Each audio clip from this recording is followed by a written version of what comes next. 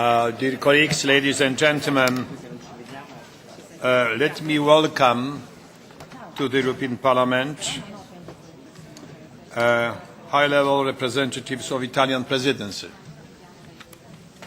Madam Federica Guidi, Minister of Economic Development, and Mr. Antonio Giacomelli, Undersecretary of State in the Italian Ministry of Economic Development. Telecommunications is a specific topic of Mr. Giacomelli. If I may say a few words about our guests. Madame Federica Guidi, Minister, was graduated in law at the Modena University, and she is very experienced in entrepreneurship, generally speaking, from the very beginning of her professional life. I see here President of Confindustria Young Entrepreneurs for 4 years, and also President of Ducati Energia from Bologna, and some other very important responsible posts. So, Madam Minister, if you could share your view as representing Italian presidency on the next 4 months of your presidency.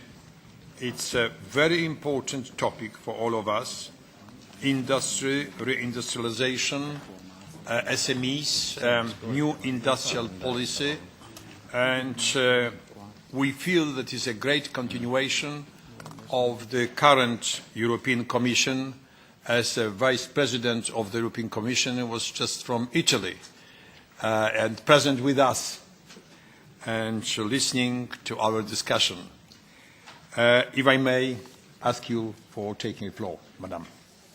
Thank you very much, Mr. President and Vice President and dear colleague, Italian and European colleague. I think that I now have to switch off on Italian language. Thank you very much. Grazie, caro. Thank you, Chairman, Mr. Buzek, Vice Chairman, ladies and gentlemen. It's a special pleasure for me to appear before you today, and I thank you, of course, for the time and interest shown in the areas falling within my portfolio. I'll therefore briefly set out for you the main areas of activity and priorities in energy and competitiveness, which are closely linked to telecoms and the digital domain, which Mr. Giacomelli will be presenting to you. Before getting down to the details, I'd like to share some general thoughts with you. Firstly, I'd like to reassert that we have endeavoured and will continue to endeavour to put the greatest effort and focus in our activities on constructing an action programme on a sound footing, which is well structured and ambitious and can be delivered over the next few years, starting with the 2 presidencies to follow us, with whom we've agreed an action programme for the next 18 months. We also are well aware that the Italian presidency comes at a time fraught with unknowns, firstly with regard to the ability of the European economy to begin a solid recovery after years of recession. Growth and jobs are in fact the first priority for the programme of the 6-month Italian presidency. To achieve this objective, it will be fundamental to increase the competitiveness of the European economy and to take strategic decisions on energy and industry. I'll now explain in details the priorities of this semester on energy and competitiveness. The June European Council identified energy as one of the 5 priorities of the strategic agenda of the EU. Being aware that we lead the Council at a time of great challenge, to which the Ukrainian crisis has recently been added, we intend to pursue our shared objectives with all more vigour: decarbonising the European energy system, energy security, and that would include a relaunch of external energy policy and the full integration of European energy markets. On legislation, we share a single important legislative file with Parliament, the ILUC Directive. On this file, inherited from the Greek presidency, which we thank for their compromise in Council, the Italian presidency is ready to launch an informal dialogue at the earliest stage with Parliament's mandated representatives. On political priorities, we're committed to progressing an agreement for the October European Council on the 2030 framework for climate and energy. The debate is underway and also involves environment, finance and agriculture ministers. For our part, we've scheduled a joint informal of the energy and environment ministers back-to-back with the energy informal on the 6th of October in Milan. This will be the occasion for an initial exchange of views on the Commission communication of the 23rd of July on energy efficiency, which suggests an optimum reduction value for energy consumption of 30% by 2030 for the whole EU, thus completing the package proposed for the 2030 package. This new element, of course, adds complexity to ongoing negotiations, but it's also an attempt to come closer to the ambitious outlines expressed by Parliament in its last term. Energy saving and renewables are key factors in fighting climate change and in strengthening energy security. The pledge to achieve European targets should not lead, in the Presidency's opinion, to a one-size-fits-all approach.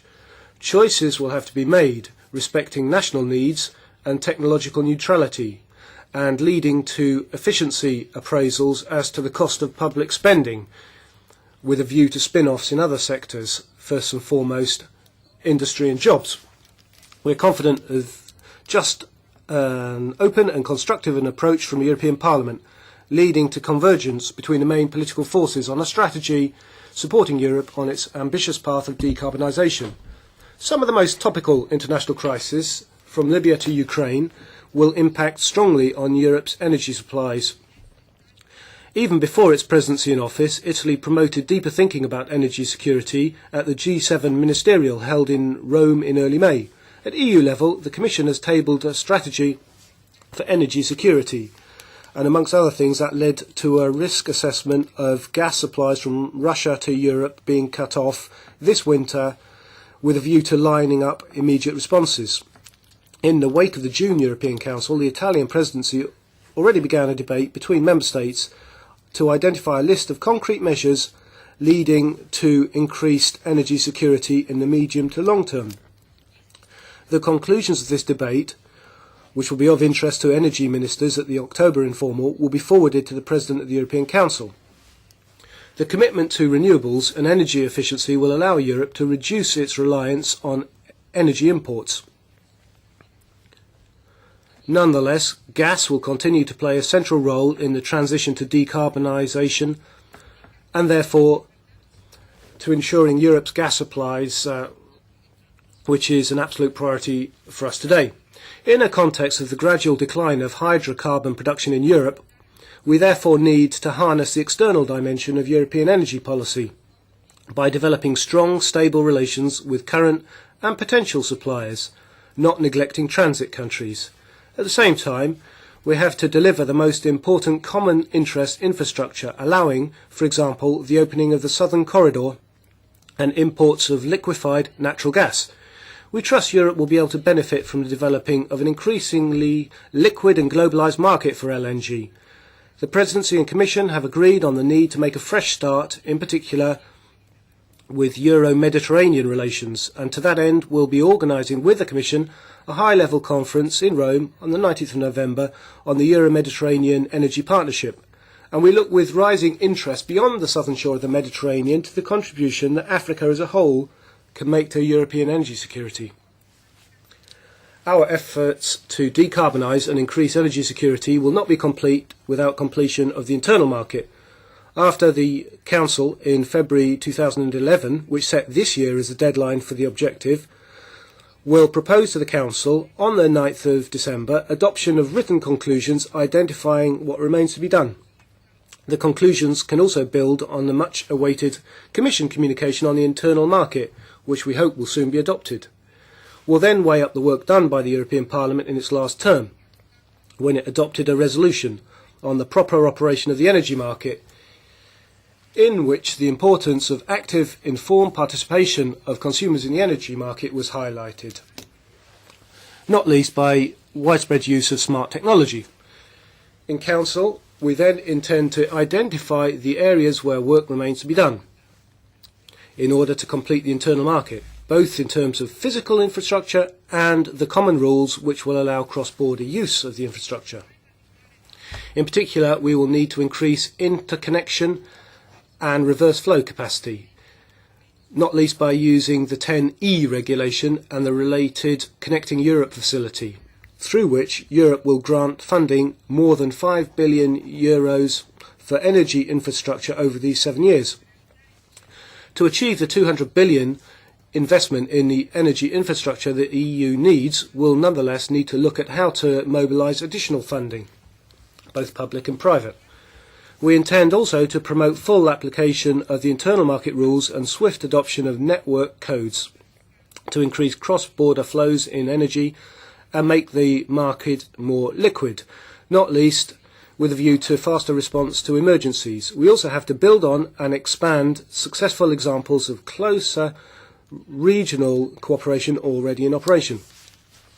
I'll now set out the priorities of the Presidency on competitiveness and industrial policy for Europe following the March and June European Council meetings. The main objectives on which the Presidency's activities will be focused in these 6 months have to do with strengthening governance of industrial policy and integration of industrial policy throughout all EU policies which impact on competitiveness. In other words, mainstreaming. These two topics were already dealt with, in fact, in July at the Milan Informal, in which 3 important results were achieved by way of political objectives: strengthening industrial policy governance and mainstreaming.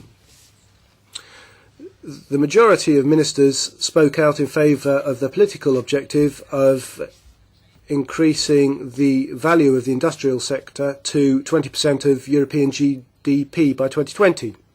The Presidency is promoting debate in Council to contribute to the overhaul of the 2020 strategy to include that objective. In the Milan Informal, broad consensus also emerged amongst industry ministers on the need to transform the competitiveness and growth group into a stable high-level format with an elected presidency and a work programme of at least 18 months. The Italian presidency will follow that debate with the aim of enhancing the Competitiveness Council. On the other objective, which was delivering mainstreaming, this involves looking at industrial policy as a key to policy as a whole, as it impacts on Europe's competitiveness, with the aim of supporting that competitiveness. And in Milan, a number of ideas were floated, such as a sectoral approach taking into account the enterprise dimension. Achieving mainstreaming in certain sectors which have been beneficiaries of Commission measures over the last 2 years can build us a foundation to apply that methodology to more complex environments. In Milan, broad, almost unanimous consensus was achieved on tackling European industrial competitiveness as soon as possible in light of recent policies on the energy and climate spheres, looking in particular at high energy costs and high energy consuming industries in a number of sectors of industry. This is shared by the Commission, and they're already looking at instruments such as the fitness check on legislation, the refit programme, evaluating cumulative costs accrued over the last few years by certain sectors, competitiveness proofing and smart regulation. The Italian presidency hopes that the objectives and the roadmap will be the content of the conclusions of the Competitiveness Council to be held in September.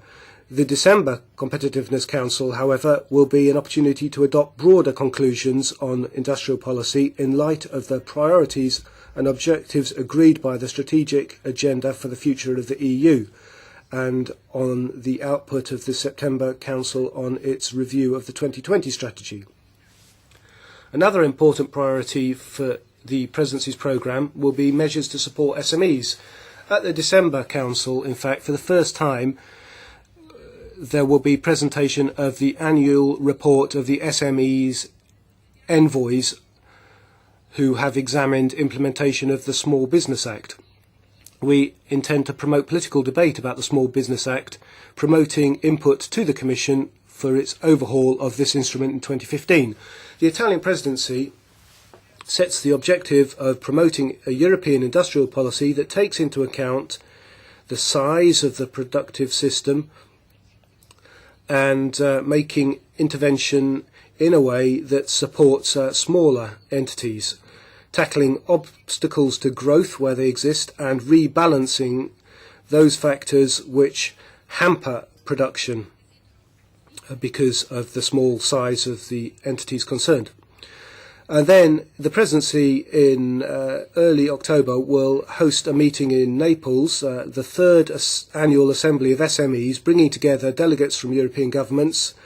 At a national and regional level, SMEs will be represented too, and business organisations, the academic world and the media, and they will be discussing implementation of the Small Business Act. Thank you for your attention, and of course I'm open to any questions you may care to ask. Thank you, Chairman. Very much, Madam Minister. I haven't mentioned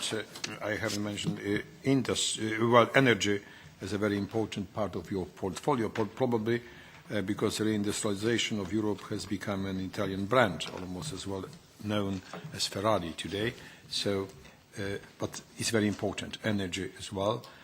And now we change to telecommunication. Mr. Antonio Giacomelli, Undersecretary of State of the Italian Ministry of Economic Development, professional being journalist with big experience in broadcasting and also main editor, but also in self-governments, mayor of Prato.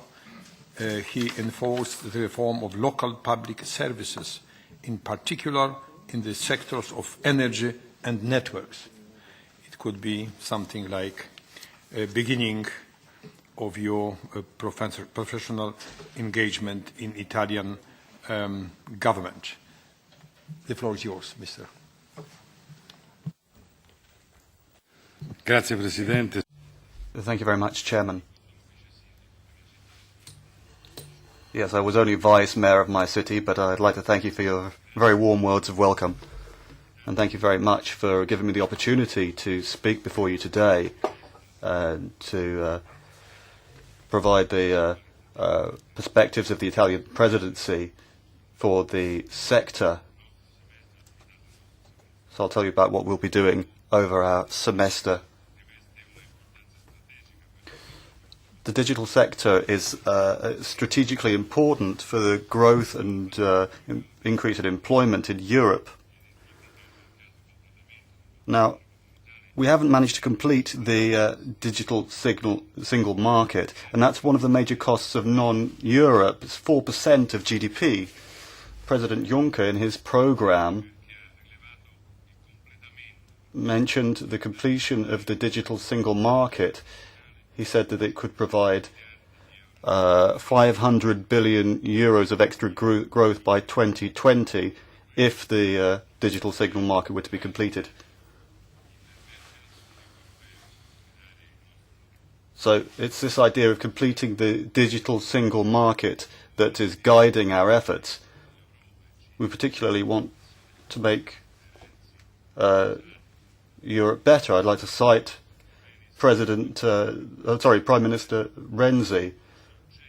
He wants to make Europe an institutional and political player that's capable of having a jointly held digital strategy. Now, we've tried to act as a bridge between the positions of the various governments, and that's what we're working on now. The digital single market, the NIS directive, and the issue of accessibility to the web. Those are the key issues I'd like to put to you today. First of all, of the digital single market, the key issue is net neutrality. This topic has certainly has certainly developed quickly. There's been a communique from the Federal Communications Commission in the USA. They've really opened the path to a possible agreement between the telecom operators and the over-the-top operators, as they're known. Now, this is an agreement that could basically mean that there's a way to get a level playing field for different operators on different kinds of platforms. It's not just a commercial issue, the web. It's a much wider field, and it's important that the various governments are capable of protecting the web as we know it. That's to say, it should be a place for opportunity and freedom, a single space, not divided up into different segments. There should be security for both individuals and for commercial operators.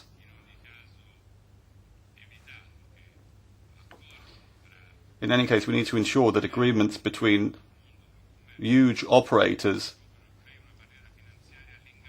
should not create barriers to entry into the sector.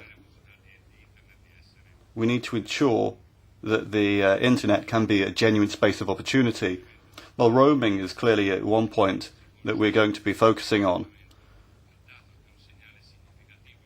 The Parliament has sent out a clear signal on this subject, and I think it's very important to put together the possibility of removing a barrier, not just a virtual barrier to communication, but a genuine barrier.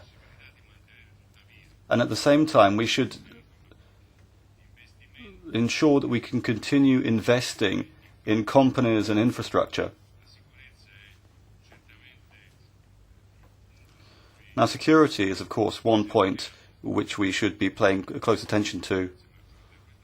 That's where we'll be putting in one of our major efforts. At the last council meeting, there was a very important debate. There was quite a lot of differences of opinion between the different governments, but nevertheless, there was a general desire to have a more single approach in Europe. There was an openness to strategic cooperation, an openness to trying to have a genuinely effective cooperation. It might be something that's put together on a step-by-step basis, but this would lead to a stronger relationship. In addition to the topics I've just mentioned, we would also like to look at the issue of internet governance.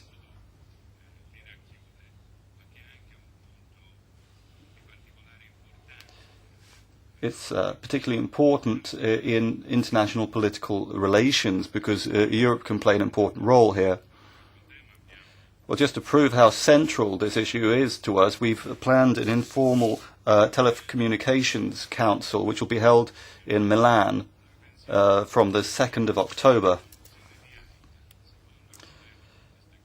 Now, I think a reform of ICANN using a multi-stakeholder model would be one of our objectives. We need to ensure that the web remains a place of freedom and opportunity, but at the same time we need to put in a certain amount of work to try and make ICANN develop in the right direction. And one of the fundamental aspects of this is that Europe should be capable of having a single unified position in order to negotiate with the US. And I think that this is a key moment for consolidating and developing the internet.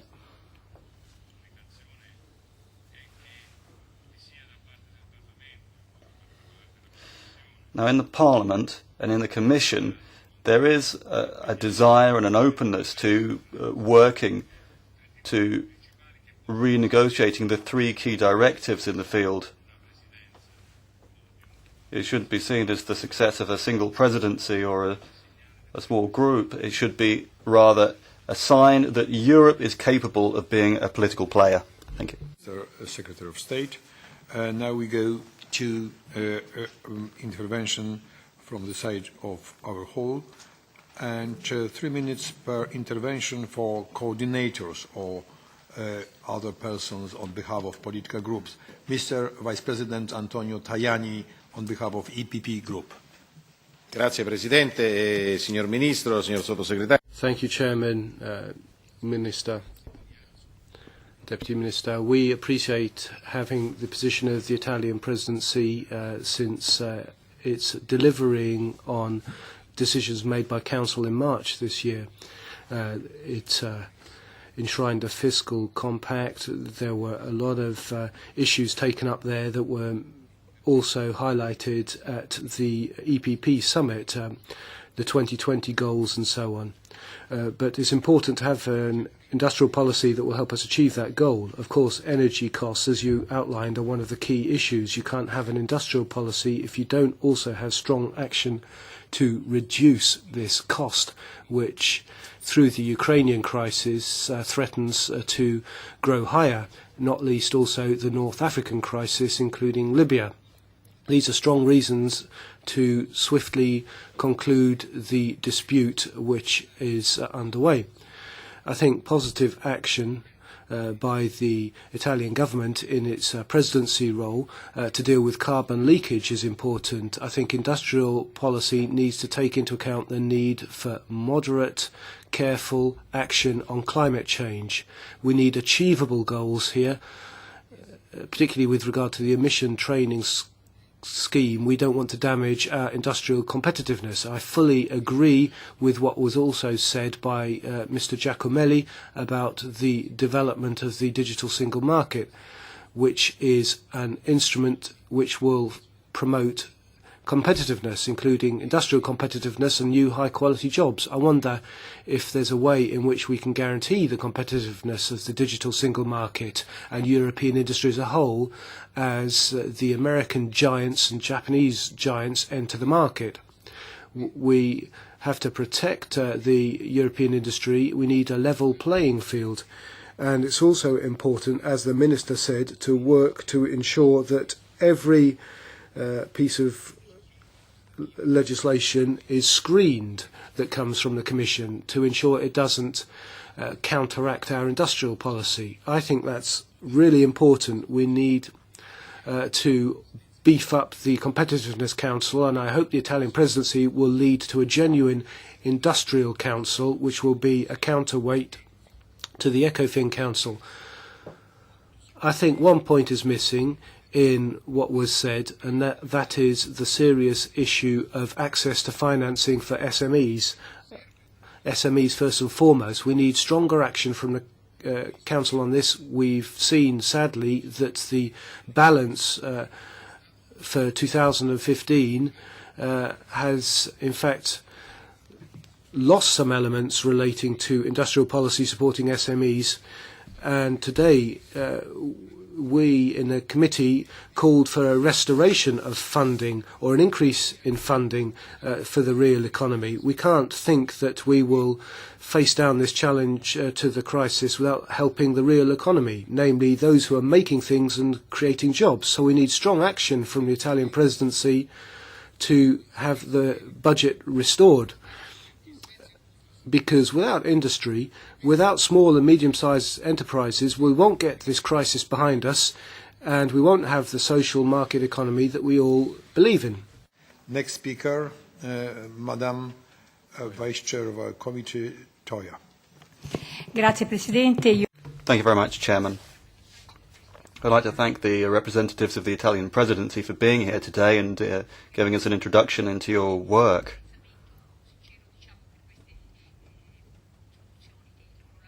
So thank you very much for giving us these insights into your work and the openness that you've shown in expressing a desire to work together with the Parliament. Now, we do certainly need more powerful policies in this area. I'd particularly like to thank Minister Guidi. You have raised quite a number of subjects that are close to the hearts of a lot of the Italian members of this committee. Now, I think that your priorities are completely in line with the priorities of this committee. Of course, we want industrial policy to be bolstered, and we certainly need to be bolstering our governance tools to do so.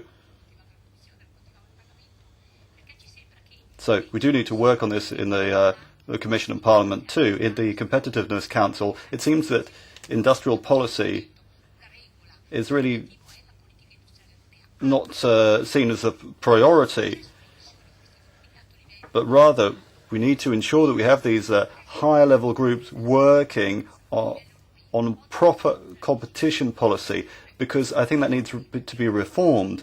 It's not just competition within the EU which actually guarantees growth, but rather we should be looking at competing with the rest of the world.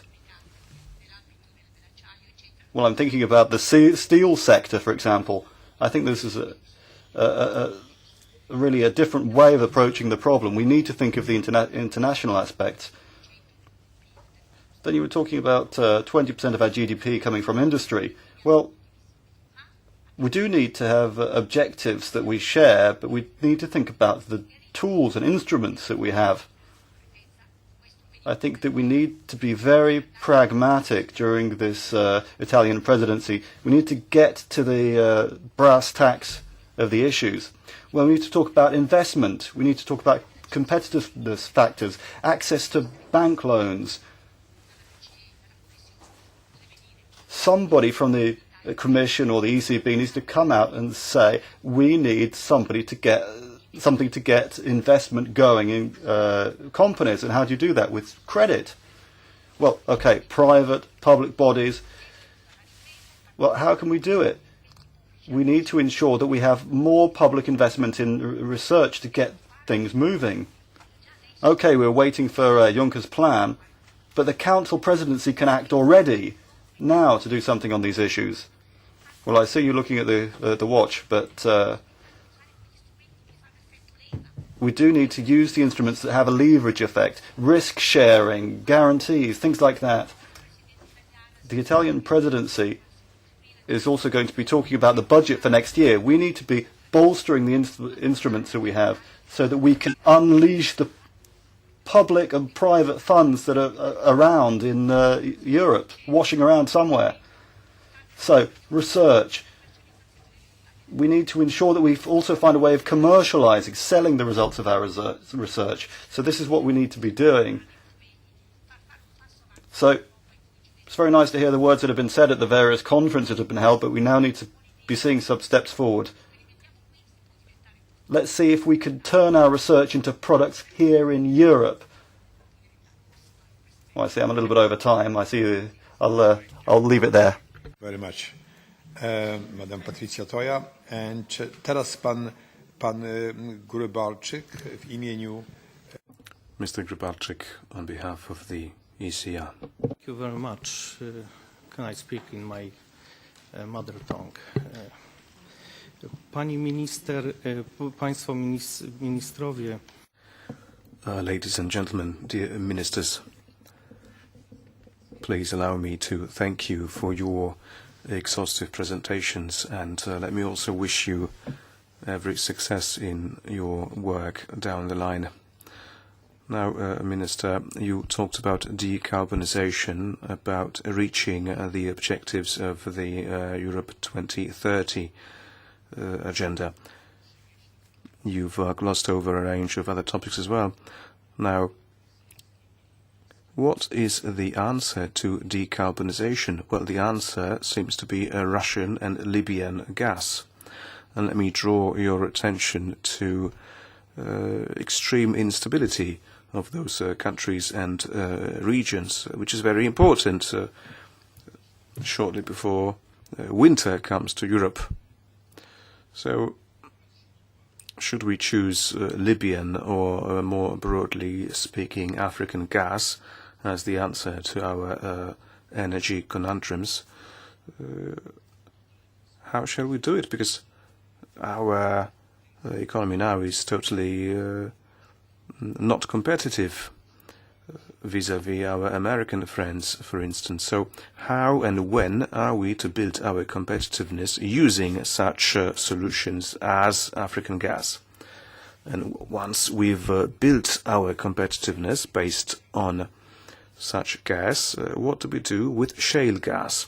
What is your position on shale gas and fractioning and the whole issue of prospecting for and exploiting shale gas? How important is this topic for you? Is it important for you at all?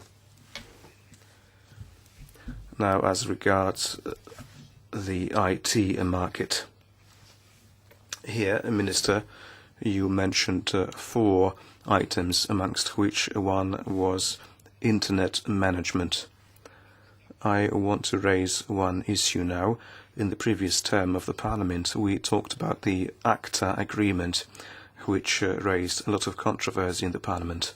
So please tell us now, concisely, what is your course of action for management of Internet and what to do with Internet? Mr. Peterson is the next speaker, also Vice Chair of our committee. On behalf of ALDE, the floor is yours. Thank you very much, and thank you for having this opportunity to discuss with the Italian presidency today. Now, I was very happy to hear all your remarks, not least on Internet-related issues, on roaming, on Internet governance, and not least on the remarks fallen on net neutrality. I think it's of extreme importance for us to bear in mind that the Internet was created as an open platform, and a real struggle is taking place these years in order to maintain it as an open platform. So I really acknowledge and congratulate you on please keep that fight in mind. Please increase the fight wherever you meet it so we can keep it as an open platform. Now, my questions to you would be in the energy field. I heard you saying a lot of very good stuff on the need for renewables, on the need for increasing energy efficiency, but I would like to, if possible, get you to be a little more specific. What does that mean? What does that in specific targets when you're going to lead these discussions in the coming months?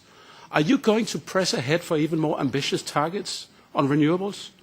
Are you going to press ahead for even more ambitious targets on energy efficiency? I know it's a difficult task, but I think it's important that we get some sort of impression of where the Italian presidency will try to lead us all. Thank you. Those were my questions. Thank you for your remarks. Thank you very much, colleague. Mrs. Lopez, on behalf of GUE. Gracias. Buenas tardes. Yes, thank you very much, and good afternoon for being here with us this afternoon. Now, the objectives seem to be very ambitious, but the reality is different. Will it be very difficult to get the 20% target of the GDP for industry when we've seen that in this crisis period, this GDP has been reduced and the budgets for the reindustrialization of Europe have fallen short? We saw that in the previous budget. We saw how the reindustrialization plan would fall short. And it seems that it has gone in the opposite direction, especially in certain countries in Europe. What they've done is carry out a policy of deindustrialization rather than creating strong industry. We need investment in infrastructure, but we need to make sure that we have public investment when private investment doesn't come through. So we need to encourage this type of investment in infrastructure. Now, there's something that hasn't been mentioned. This is what we need really is fiscal harmonization, tax harmonizations for corporate tax, because otherwise it will be very difficult to reach the goals that we've set for employment unless those jobs that are created, especially in the southern countries, are those of poor quality, low-skilled, and poorly paid. And this will only feed into more poverty for citizens of the European Union. In terms of decarbonization, climate change, we need to have a sustainable industrial policy. We need to focus on that. I would like to talk about a company in Spain, in Agas. It was created with European funds. It's a pioneer in innovation. It transforms carbon waste and other substances into clean energy. It's going to close down. They're closing down in December because the Spanish government has said that renewables are not a priority. What is Europe going to do so that countries can have these priorities set forth, such as renewables? We need to make sure that we foster this. This is what we need to be betting on. We need to have high-quality jobs with high skills. We need to have a sustainable industry based on a renewable model. And so it would be very positive for this committee and also the presidency of the European Union to take a look at this in the next 18 months because there's a joint work to be done. And I think it would be very good to take into consideration the reindustrialization plan of the ETUC. They feel that millions of jobs can be created with a 10-year plan that would create a sustainable industry and good jobs. Very much, Madam. Mr. Eriksson, on behalf of Greens. Thank you. I would like to say thank you very much to the Italian Chair, and thank you for showing us your priorities in the coming half year. I think it's extremely important issues you bring up around the energy security and also the small and medium-sized companies. And I should say that it would be even better if you also can show the concrete steps on energy security when we now see the problem around Europe on how should we take these steps and what can the European Union do to help the countries in the Union to make a better energy security and develop energy, renewable and energy efficiency more than we do today to achieve the goals we have. And I will say one thing more, and that is I would like to see in also a priority around anti-corruption. I think that the corruption problem is probably one of the main issues to raise the coming years in Europe if we will achieve a better economic development. And I can see no better than Italy to show what we have to do and how we should defeat corruption in the future. Thank you very much. And Mr. Dario Tamburano on behalf of EFDD. Signora Ministro, Minister, thank you very much for your very nice speech. But in terms of an energy and internet security strategy, well, if you look at the measures that Renzi has taken, in July there was a Chinese company that took over a large part of the network. It belongs to the State Grid Corporation of China. It's property of the Chinese state. So we're relying on China for gas and electricity networks. It means that basically the Chinese government is going to have a say over how the how Italian grids work and how interconnections are going to work and where we source our energy from Central and Eastern Europe and Africa, for example. Now, This has all taken place without proper information for the citizens.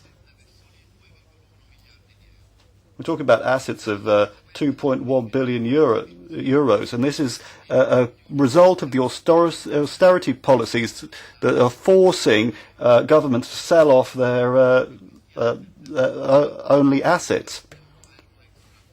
But we're now selling our assets off to external countries, for countries elsewhere. So I do wonder about that. As for the transition to renewable energies, the Renzi government recently passed a decree called the Unblock Italia decree, which is supposed to help photovoltaic energy, but it's making a retroactive reduction in the subsidies for photovoltaic energy, and that's going to have a lasting effect. So this has destroyed the financial planning of companies and families, people who've invested because they believe in renewable energy. So how can you combine these kind of tax choices with the kind of policies you're advocating here? And how are we going to manage to have an energy transition by 2030? For your intervention. Now we would like to ask you, Madam Minister and Secretary of State, for the first round of answers. Sì, grazie, signor Presidente. Yes, thank you very much, Chairman. Well, I'll try to respond to some of those questions. Well, I'll try to, or all of them, but do so in summary. Well, Mr. Tajani, of course, we share your concerns. We'll continue to follow the indications from the March Council. The objective of 20%. Well, as presidency, we're trying to start a dialogue on convergence towards an objective, which, of course, can't be a binding objective, but it's a benchmark that we can all try to work towards. Now, of course, there's a lot of debate underway at the moment on this subject. But I can't say that there's a complete consensus of opinions on it. As President, I would say that 20% is a reasonable target that I think that we can work towards. On energy costs and decarbonisation, well, of course, as presidency, we feel that the objectives are broadly shared. The 27% on renewables, for example. Now, the Commission recently presented a communication on energy efficiency that introduces a further target, an objective of 30% by 2030, but I think that the presidency would share that.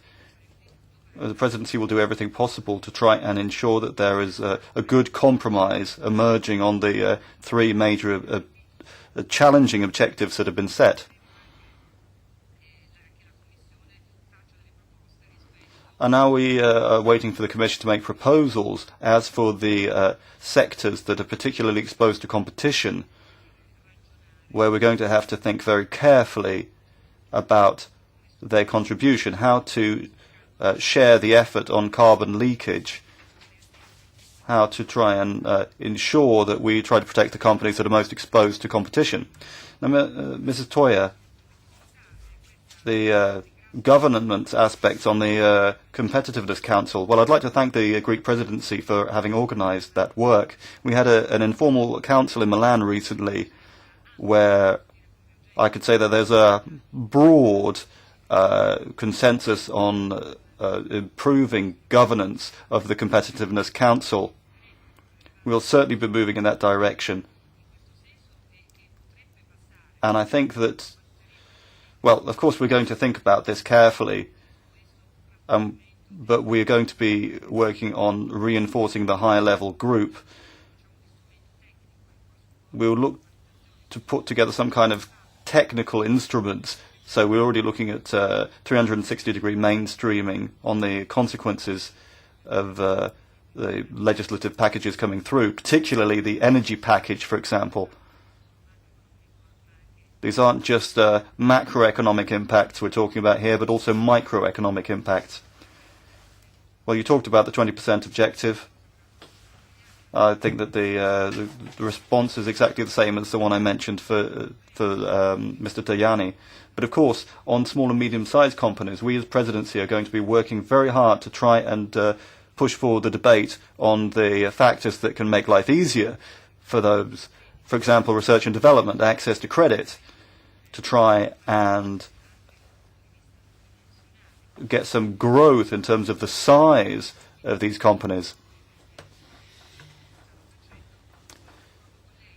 I would certainly agree with you that there are instruments out there already, and we as presidency are going to be trying to ensure that these instruments are used. So we need to do everything possible to stimulate the use of guarantees, for example. They are a real motor for getting investment moving. Now, Mr. Grobarczyk, now you talked about decarbonisation and the use of gas. Now, as I said earlier, the Italian presidency is a strong supporter of decarbonisation. Of course, during a transitional period, the EU will still need to be getting gas from somewhere, and of course the geopolitical context is very worrying. At the European level, we should be trying to set mid-term objectives so that we can maximise energy security, maximising the use of existing infrastructure, increasing storage facilities, trying to improve the interconnection facilities we have, and work to install reverse flow.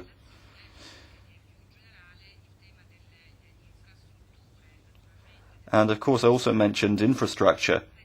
We need to be doing everything possible to improve and complete infrastructure, the networks and grids for gas.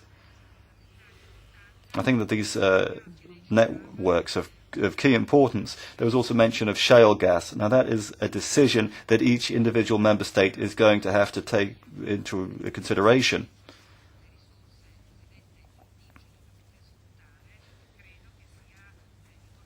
Where there are native resources, then I think that that is possible, provided there is full respect of environmental legislation. It's up to each member state to decide on their own energy mix, to decide which sources are most appropriate for that country.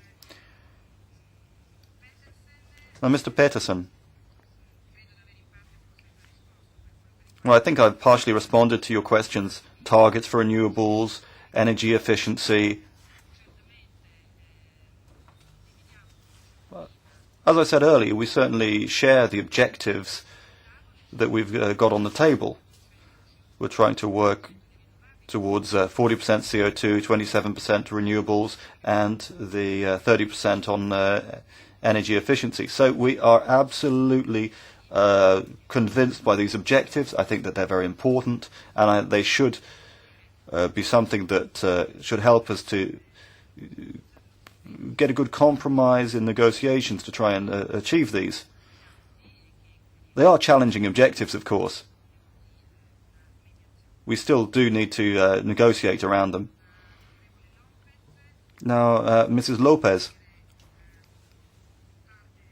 I think I've already partially responded to your questions.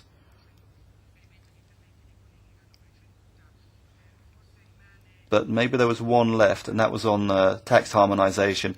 Of course, that's not my direct competence. That's a subject which I think is more of a subject from my colleagues at the Ministry of Economics and Finance. But it's an important subject. We do need to ensure that our industrial systems can grow and compete within Europe. And on public investment, well, that's another of our priorities. So we as the presidency are going to be trying to take up that challenge to try and use the instruments available to us.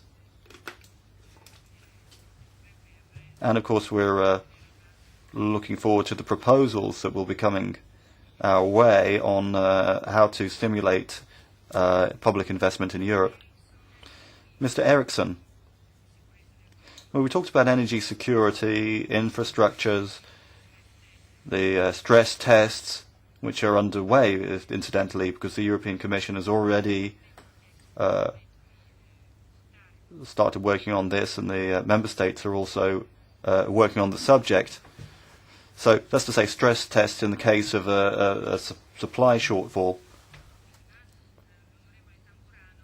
Mr. Tamburano, well, you took up some subjects which, as I'm sure you'll understand, are very much Italian issues. Maybe I'll respond in some other forum, and maybe this isn't the right moment to do so. All I'll say is that what's been done at the Italian level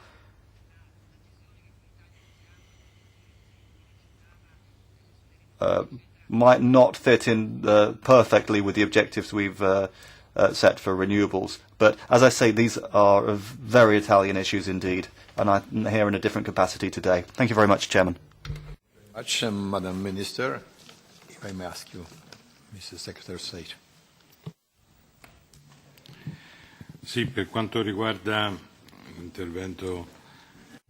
Yes, as concerning Mr. Tajani's comments, I think his concern about guarantees for European industry is precisely one of the main points that I tried to outline amongst our objectives. The idea is precisely to guarantee the principle of net neutrality alongside a level playing field, whatever platform is involved. Obviously, there are two possibilities only. Either we allow participants in the marketplace to find their own balance, their own equilibrium.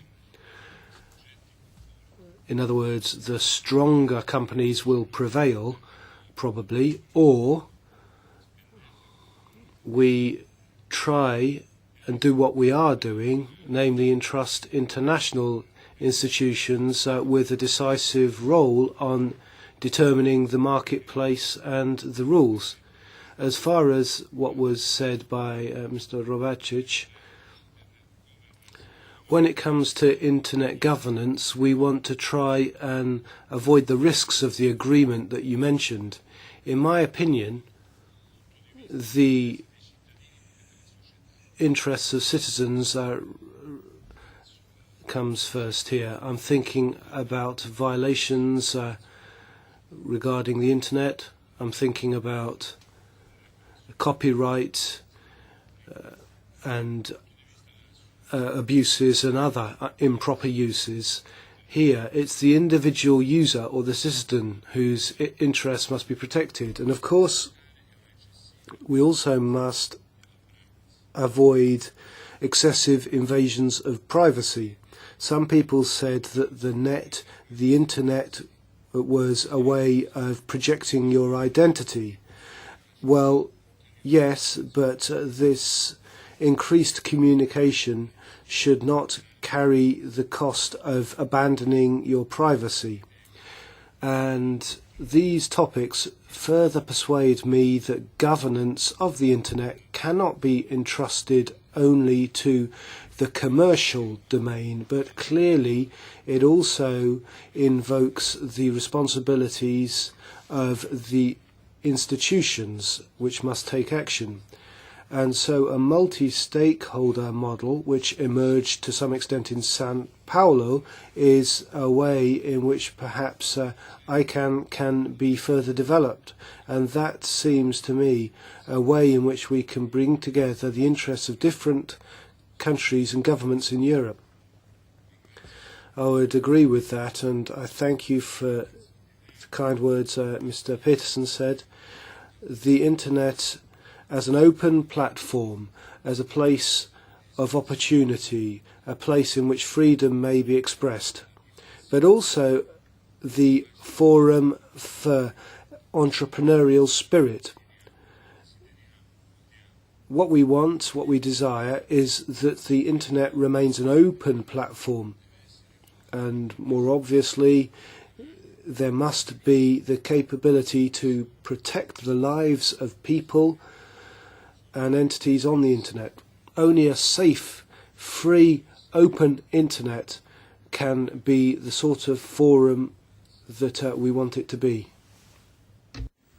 Thank you very much for your answers. Now we go to the second round of interventions, and Mr.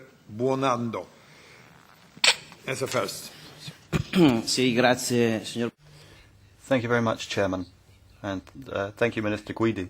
It's very interesting to hear from you.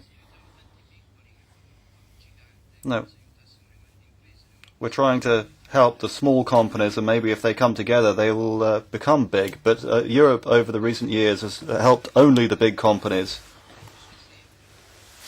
Well, you talk about an ambitious program, but we've had ambitious programs in the past where results haven't really been up to scratch. If you look at energy policy, where we have an appropriate relationship with Russia, well,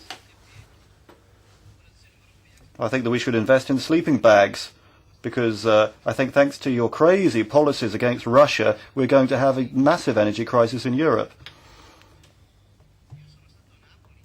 Well, I've also talked to small and medium-sized companies. I've been to Naples recently, a country where you can eat the nice pizzas and enjoy the sea. But if you talk about small and medium-sized companies there, it's almost like going to the Sahara and talking about water skiing. So they have a totally different climate. We also need to talk about banks. Well, you're a good friend of the bankers, but you've done nothing to try and ensure that the banks that take money from the ECB at 0.5% should be passing it on to the small and medium-sized entrepreneurs. They shouldn't be doing it at 10 to 15% interest rates. So it's 0.25%, I think, at the moment, and then they're passing this money on from the BCE at huge interest rates. So why don't you stop them doing that? Are you scared of them? No, you're not scared of them. You're good friends of theirs, aren't you? Concludo, signor Presidente. Well, I'd just like to conclude, President. Well, I'm a beginner here, of course, but I'd like to thank you very much for your speech, and I hope that what you've said is true, because at the moment the EU is destroying itself, and it's all your fault.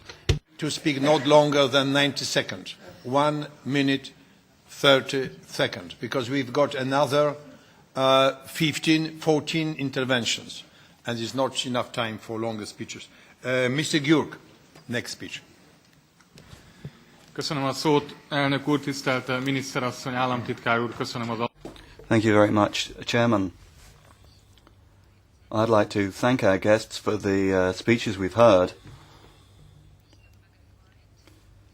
Well, I was very pleased to hear that in the program of the Italian presidency, energy security is going to be one of your priorities. The conflict between the Ukraine and Russia shows clearly that Europe has got a serious number of difficulties in this area. Between 2006 and 2009, we already had serious energy supply problems, and I think that we still have a lot to do.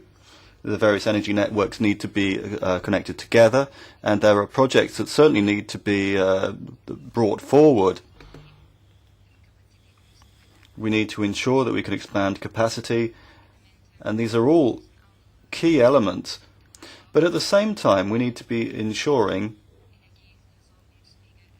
that we should open new routes for energy into Europe. What kind of energy sources could we look to?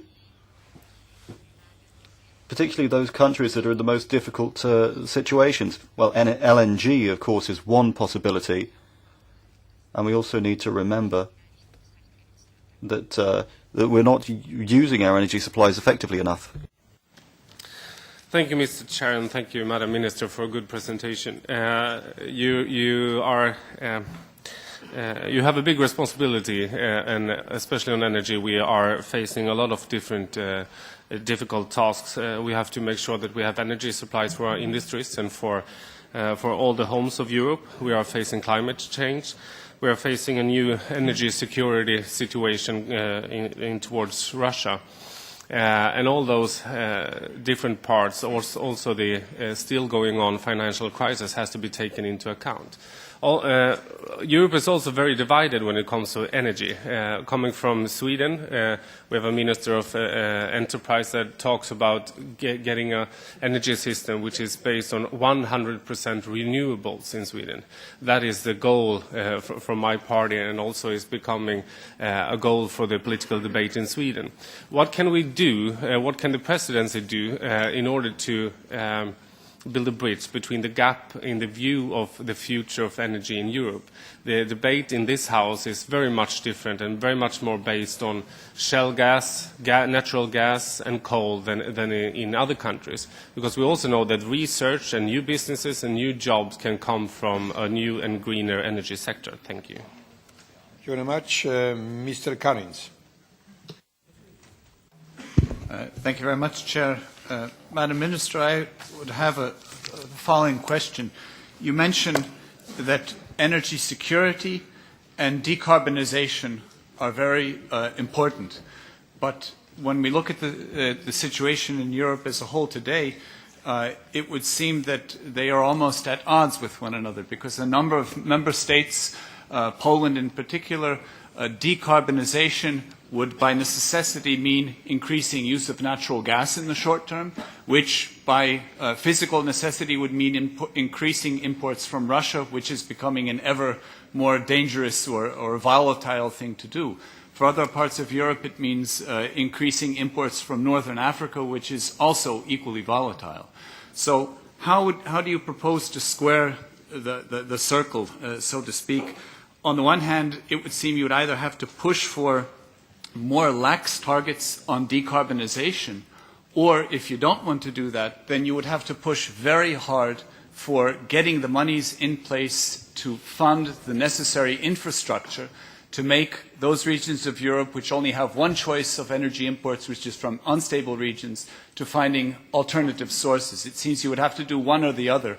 I, of course, would strongly urge you to push more and highlight more the need to get the funds in place to put the infrastructure there so that we can decrease Europe's reliance, or those regions of Europe's reliance which are almost wholly dependent on unstable energy source imports, if we want to maintain the goal of decarbonization. Thank you very much. Mr. Boni is the next speaker.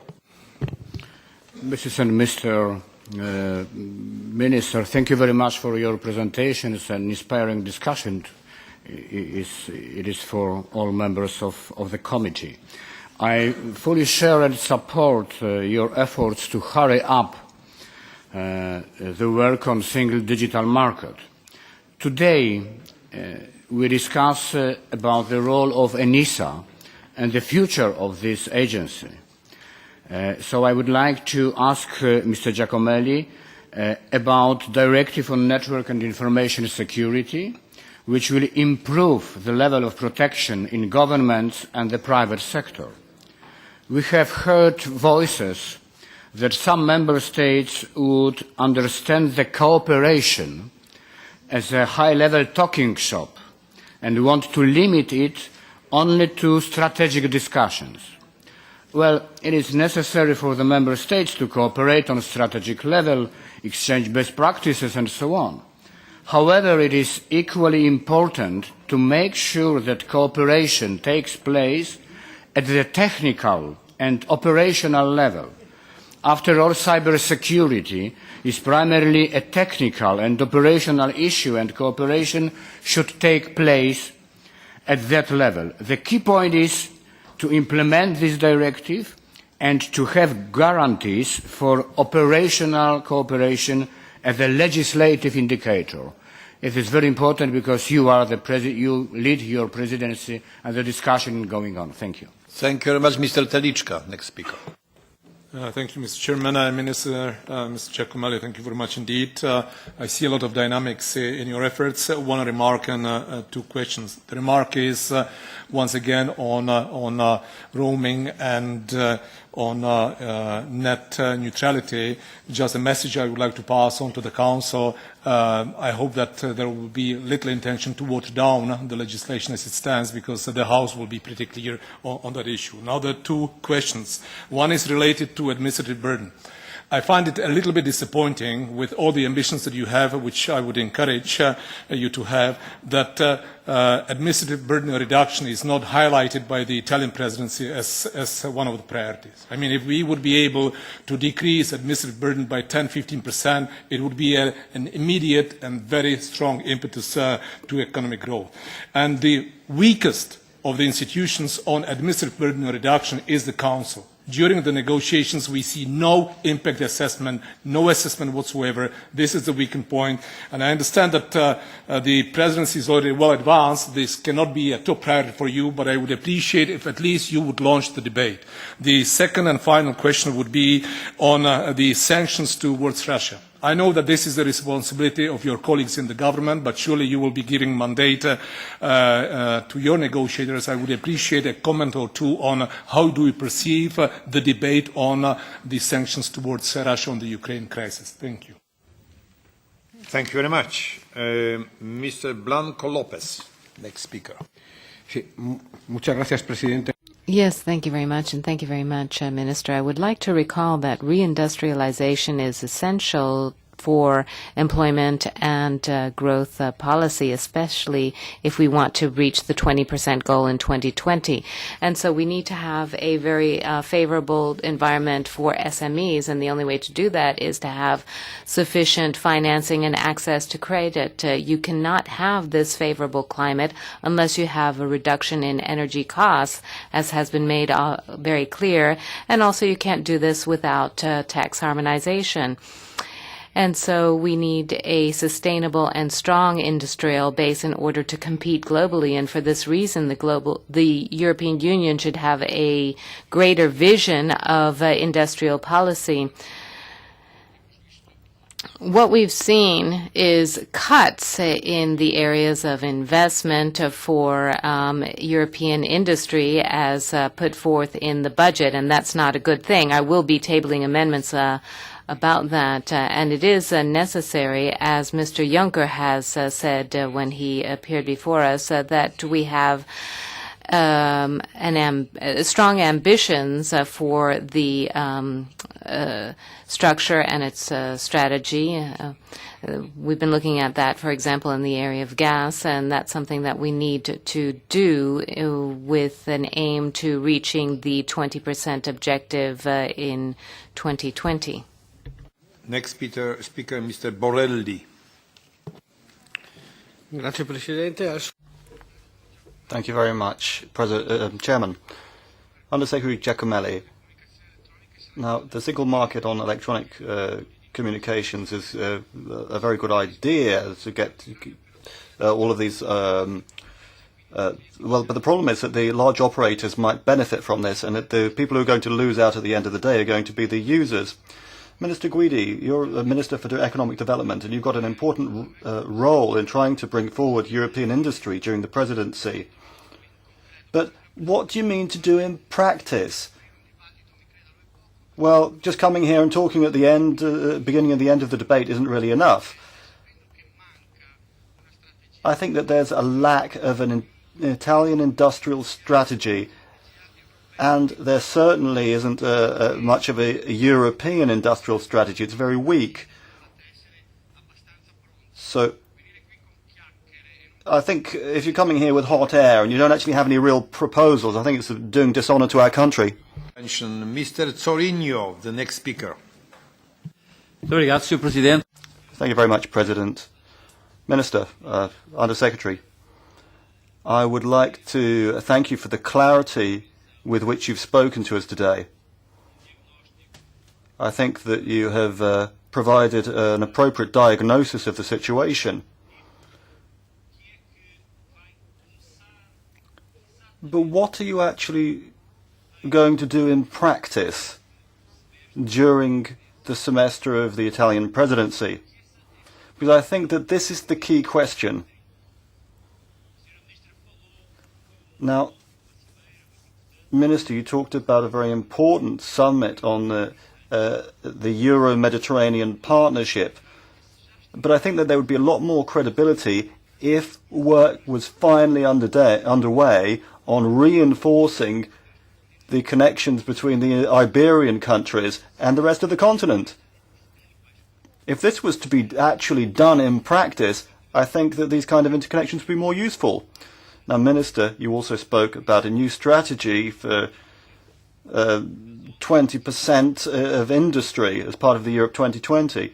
Well, you've got cutbacks for the 2015 budget, particularly in the key policy areas for creating a better business environment for competitiveness. So, Minister, we'd like to see the work in practice being as good as the ideas. Europe can't live on good ideas alone. Thank you. And next, the time for Mr. Martin. Merci, Monsieur le Président. Yes, thank you very much. I listened to Madam Minister very keenly, and I'm very keen on the voluntarism that you show in order to improve things in Europe and in order to help a sector that I'm very attached to. But I would like to know what you think about the role that is played by the by DG Competition, which very much act like the Taliban. I think we need to have a more political vision of general interest, and I think we need to be more flexible in order to make strides, especially when we're dealing with people in dominant situations. I think we need to really look at competition issues, because if we took too hard a line on competition, Airbus would never have existed. Much, Mr. Martin. Sorry about bad pronunciation the first time I said your name. Okay. And Mr. Calais, next speaker. Thank you very much, and to the board speakers, compliment them on their presentations and their practical approach to the presidency, and I wish them well. Having been involved in the Irish presidency just over a year ago, it's very important that we get off to a good start, and I'm sure they will. Just two questions briefly in relation to the digital single market. Broadband is an issue, given the constraints financially. What progress can they make or lay the groundwork for making during the next legislature? And also to get more SMEs trading online. I think that's a very important issue. Finally, I just want to say thanks to them for organising what sounds like a very interesting conference in Milan. They might just give us a little more detail on that and the outcomes they would hope to have as a result. Thank you. Thank you very much. And last but not least, Madam Kaili. Ευχαριστώ πολύ. Ευχαριστούμε κυρία Υπουργέ και κύριε Υφυπουργέ. Thank you very much, and thank you very much to the Minister and also to the Secretary of State. I think that the Italian presidency is already showing signs of success. I would like to talk about energy security of supply, especially if we look at the risks that we run in the last quarter of this year in terms of energy supply. There's a risk of sabotage, if you will, in energy security of supply. It's not just about quantities, but there are also the potential problems with LNG, liquid natural gas. In Italy and Greece, we're working on the stocking or storage of this type of gas. Now, we have been wiped out by a crisis that has lasted many years. Is there a plan as to how to help people to face the end of the year? And now, on digitalization, one of the major questions that is dealt with in the media is the leaking of private data that has already been deleted but is still somehow present in the social media. What about European policy in this area? Are you going to hand down sanctions or are you going to try to arm yourself against this type of thing? Google has set up a system where you can follow people on a day-to-day basis. So all of this data can be diverged. Thank you very much. Allora, vediamo. Right, I'll see if I can go through this a little bit more quickly so as I don't take too much of your time. Now, Mr. Buonanno, well, if I've understood correctly, your comments were basically on internal Italian matters. So the difference between Naples and whatever, I don't know. So I don't really understand your logical links there. So I'm not really sure what kind of a response I can give you. As for sanctions with Russia, now that's a subject that's been mentioned by a number of speakers, including Mr. Telichka. Now, it's not strictly part of my own competencies, but I do think that the issue of sanctions are not an end in themselves. I think it's a last resort in a situation which I think all of us hope is going to be solved with a satisfactory solution. Of course, we need to make a big effort, and we need to do our best to try and move together towards a solution, hopefully in the short term. But this is an issue for Europe as a whole and for every single member state. Of course, it is a key issue, and we're going to be keeping a close eye on it. Because, of course, there could be repercussions for Europe in economic terms. And I think more than one speaker mentioned all of these repercussions. Of course, we are hoping that there will not be any consequences for energy security. We are constantly monitoring the situation, and I'm sure that we all hope that this is a process that will arrive at a satisfactory conclusion.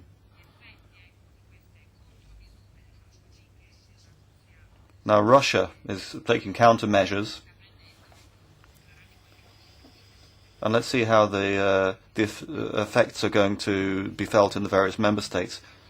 This is an extraordinary situation,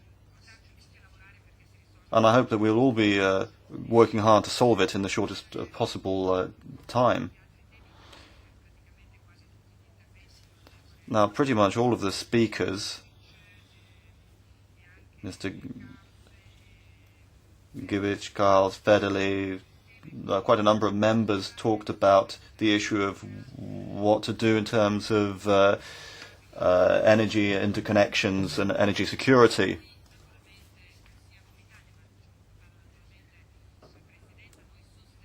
Well, as a presidency, we are going to continue our efforts towards decarbonisation. I hope that we're going to be able to achieve the ambitious targets that I mentioned earlier. The European strategy towards decarbonisation, of course, is not a contradiction to the targets on renewable energy and energy efficiency. These are instruments, tools that will help us to decarbonise our economies. Of course, time is necessary for all of this. the different member states have different manufacturing and industrial systems, and it's going to be work ahead of us to try and solve these issues.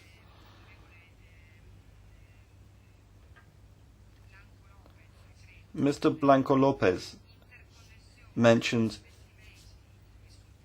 investment, interconnections, and trying to draw on the potential of the existing interconnections.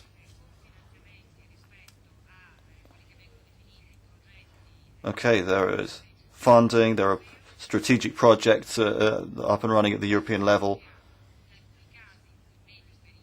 Many of these projects are medium-term projects. But as I said, we need to be trying to get the maximum from the various sources of energy, including alternative energy sources. Energy efficiency and renewables are going to be key, and we are going to need some interconnections in the medium term.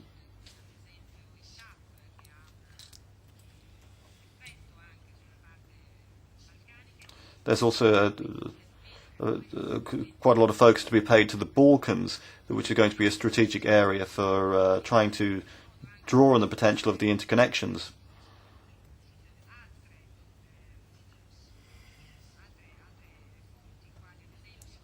We need to be thinking about other kinds of sources, such as liquefied gas.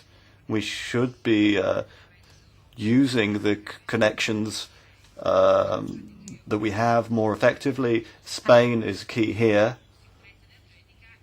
We need to be doing so to try and ensure energy security, but also the diversification of the sources.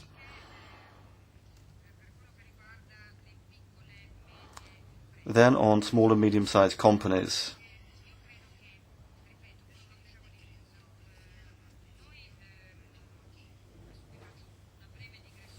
Well, allow me a brief digression. Now, in the Industrial Compact, which we've launched in Italy, we stress our belief that Europe should have a European industrial strategy that would focus on small and medium-sized companies, but not only small and medium-sized companies. Now, I said in my initial remarks that industrial mainstreaming is essential if we're going to be creating a European industrial base that is stronger and more competitive.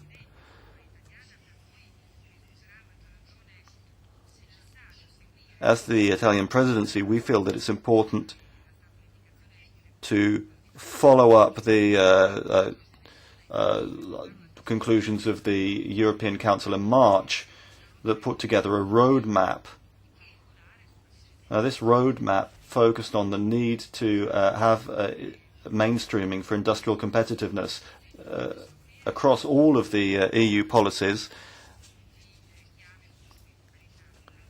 And of course, they've also identified some of the key points that we should be focusing on. Of course, as I said, we should be trying to ensure that we have international competitiveness for European industry. We need to, and services as well. We need to try and stimulate investment. We need to use the specific skills that European industry has. I think that that's very important for competitiveness, something that we should take into account. We need to look at the good practices that exist. We need to look at our champions, the areas where we have excellence in Europe, in a world which is becoming ever more globalized. Well, I met Italian parliamentarians this morning, and as I said to them, there are some situations where we see deindustrialization. I think that we see that in pretty much all of our member states. We're facing competition from outside the European market, competition which in some cases is not exactly fair competition. We're seeing pretty much unfair competition from a globalized world, and in some strategic sectors that are essential for all of our member states and also at the the European Union level. I'm thinking of the steel industry in particular, but these are industries that have suffered in terms of competitiveness, particularly because of unfair competition from outside the EU. And these are factors which I think that we should be dealing with very attentively. We also do need to keep an eye on the financial resources. Of course, we support innovation. They are important factors that we should be stimulating. So I hope that this roadmap that's been put together will support our various industrial sectors. Well, I think that basically I've responded to pretty much all of the arguments and questions that have been put to me. Madam Minister, and I would like to ask for last round of answers our Secretary of State. Grazie, Presidente. Thank you very much, Chairman. Now, Mr. Boni,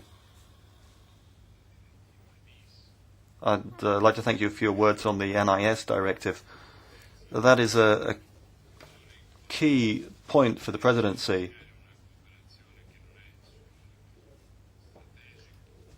It's not just a strategic issue, but it's an operational priority for us. So I entirely agree with what you said. I'm not just expressing my own opinion.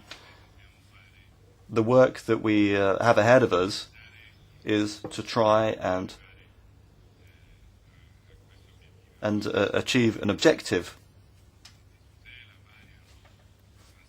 The levels of protection that exist are different between different member states. There are some member states that do cooperate more with each other as well. There's a new text that's currently being discussed in the Working Party, and they're looking at trying to find a common mechanism that for dealing with cybernetic threats.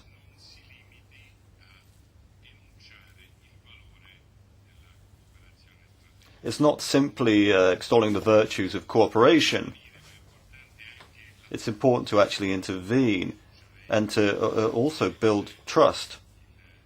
I'm sure you know very well the kind of data that's being exchanged in these forums.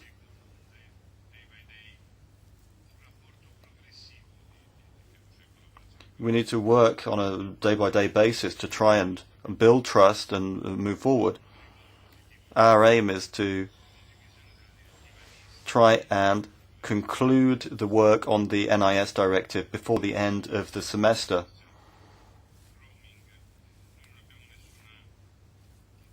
Now, on roaming, we don't have any intention of wasting the opportunity that's been given to us by the work of Commissioner Cruz, but also the work of the European Parliament.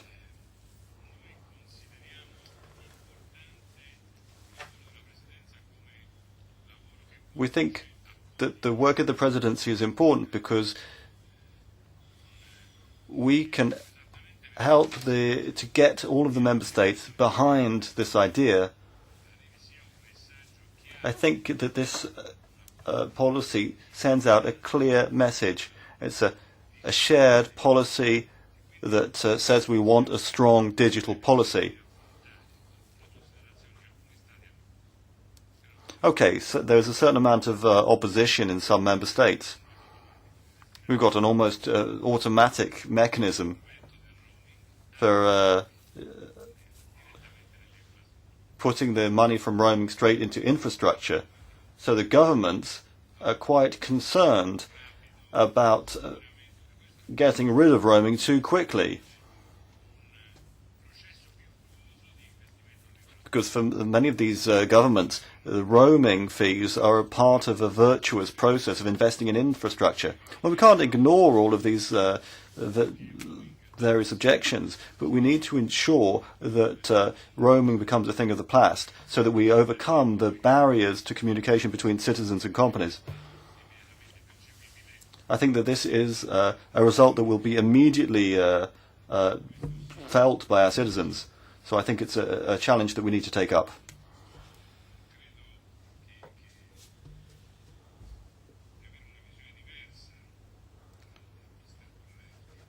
So I don't think I have any particular disagreements with Mr. Borelli. Of course, we don't want the digital single market to be simply a carve-up among large multinationals.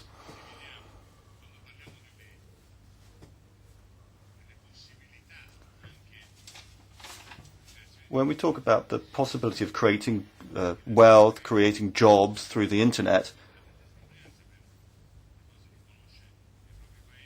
then I suppose everyone thinks about the situation in their own country. The internet has the extraordinary characteristic of representing an opportunity.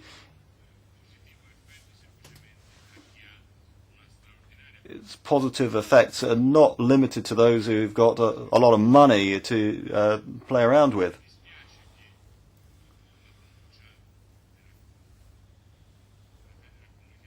Now, after the statement from the Federal Communications Commission with the OTT operators, then I think that what we should take out of that is that money doesn't determine the quality of the internet, and I think that that's where the internet is so important. And Mr. Zorinu, well, you said you appreciate our fine words, but what are you going to start with? What are you going to actually do in practice? Well, I'd love to be able to tell you that the digital single market, the network security, the web accessibility, internet governance, net neutrality, I mean, you could pick one or two things out maybe and forget the rest. Well, I don't think we can say that.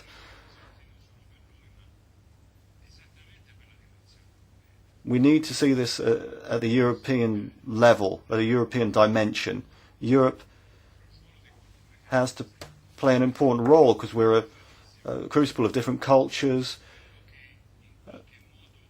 and I think that that's important within the international context. We've got investment in new knowledge and new technologies, and I think that we could play a revolutionary role at the international level, that we could help to play part in this digital revolution. Well, this is all very difficult and ambitious, but no, I think this is maybe what your question was hitting at. But if the governments and the Commission and the member states take up this challenge, then I do think that we can actually give shape to these challenges. Mr. Kelly, online commerce. Well, that's not really part of my direct competencies, but I think that there's extraordinary potential for development here.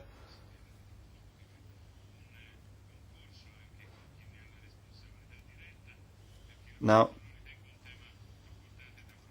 I think that that's a subject that we need to go into in more detail. What do we need to be aiming at with internet governance, for example? The informal council basically said that that we want to improve internet governance, moving towards a reform of ICANN on the basis of fundamental principles: freedom of expression, freedom to create, respect for fundamental personal rights, respect for privacy, respect for the principle of fair competition. Now, I think that this is the basis upon which we can try to build a new model of internet governance. Europe needs to have a single voice to negotiate with the United States so that we can open up a new kind of relationship.